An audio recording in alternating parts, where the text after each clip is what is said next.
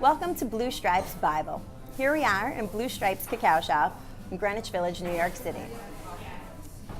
Here we are in chapter 3, the beginning of the journey still. And the Leviim, the Levites, are charged with being the ones to take care of the sanctuary, to set it up.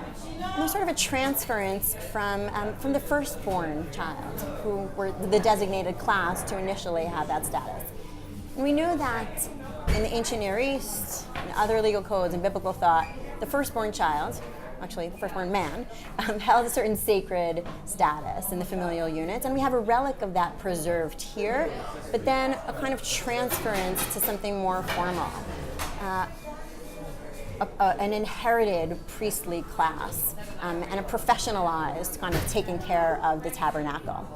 What do you make of that transference from the firstborn to the Leviim, to the Levites? Transition is very simple. It's about the transition from sanctity based on family to sanctity in a centralized place. You see, when people could use bamot altars anywhere they wanted, it made sense to have, for each family, to have one person who was designated as a priest.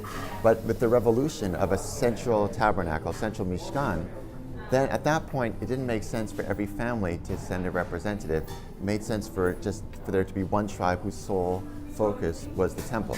So I see this as a consequence of the building and construction of the Mishkan, the tabernacle. Interesting. And what does that say, though, then, for the kind of shared experience? Does that minimize a bit of the shared experience when it leaves the family unit and it enters into sort of like a professionalized I think that what we class? see later in Bamidbar is we see a challenge to that idea that there's one tribe that is more sacred. Amazing. Thank you.